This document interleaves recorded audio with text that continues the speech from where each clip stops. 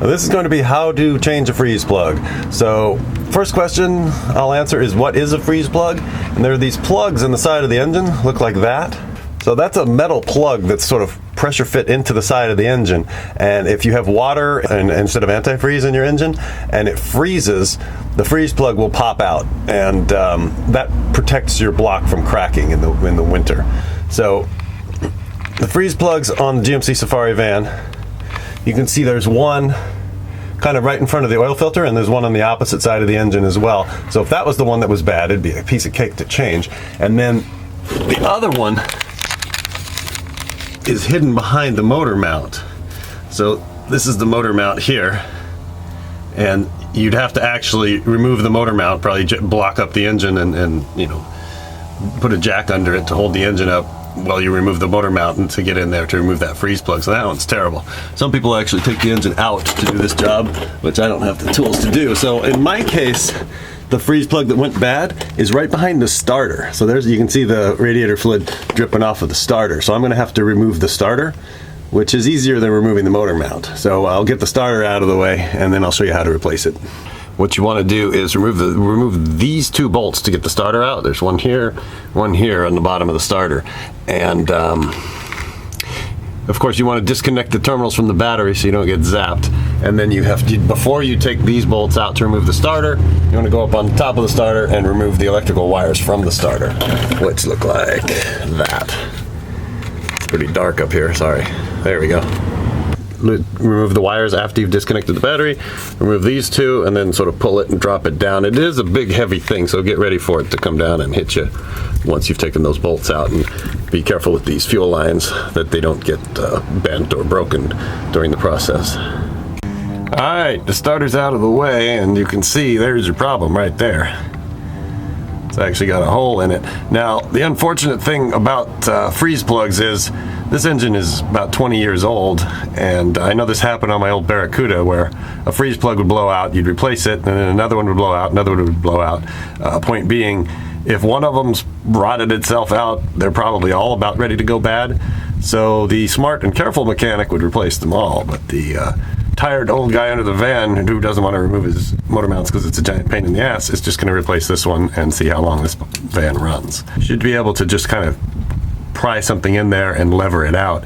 You don't want to go drilling into here or doing anything that would damage the inside of the engine. You know, if you get a big giant drill and press on it and go through the water jacket, that would be bad. So it's best to just try to kind of pry it out using simple caveman tools like a screwdriver.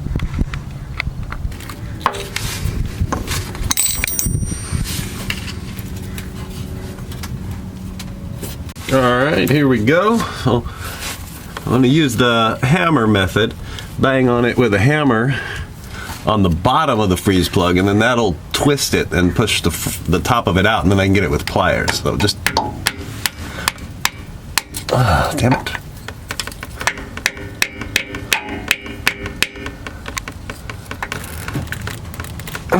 Man, this thing does not want to come out. It likes it in there.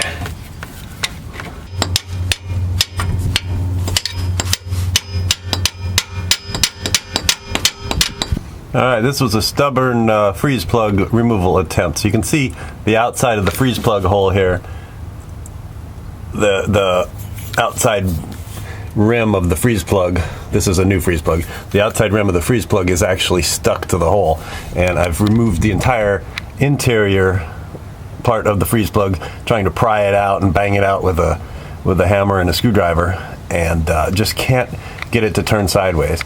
The normal procedure is you pound on it, you put a screwdriver on one end of the freeze plug and pound on it, and then it sort of spins out like this, and then you grab it with pliers and pull it out. Now in this case that didn't work, so our options are I'm going to try to grind it out. The guy at the auto parts store said you can use a hacksaw blade to kind of cut the ring part out, and then they'll be able to pry it out from there. I'm worried that I'm going to damage the roundness of it, and then when I go to put in the new freeze plug, it's going to leak because it's not perfectly smooth and round anymore. So the other option you have is these rubber expansion plugs. So this is just it's got a nut on the outside, You just shove it in the hole, and then torque down on that nut, and the rubber expands and fills the gap. Before I do that, I want to sand it down to make sure I've taken off any sharp edges. The guy at the store told me this lasts about a year before it starts leaking. I don't know if that's true or if it would last longer than that. It looks pretty sturdy and fat. So if you do that, you just want to make sure you have enough clearance for the motor mount or starter or whatever you have next to it to make sure that it doesn't cause clearance issues. All right, so I'm catching the lip of it now that the middle has all been worn out by me trying to pry it out.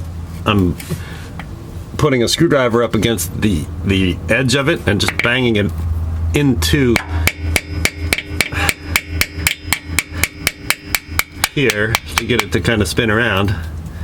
And then we'll have to try and pry it out from there now that we've got it loose off the wall. Alright, then we pull it out of there. That was harder than most. Usually if you just hit it on one end, it'll just kind of spin out and be easy to pull out. So mine was especially difficult, but we got it out. Now I'm gonna use some emery paper or emery cloth just to clean up the inside of the hole here, and then I'll show you how to put a new plug in. Okay, now I'm gonna pound the new plug in. Just put it on the hole, and then there is a special tool for this, but I don't have it. So what I'm going to do is take this 1 1/8" socket, put it in there. You want to find a socket that fits in nicely, and then line it up straight and just hit it with a hammer to drive it in. Don't use any kind of sealer on this, just put it in dry. You might be tempted to use some Permatex or something, but don't do it.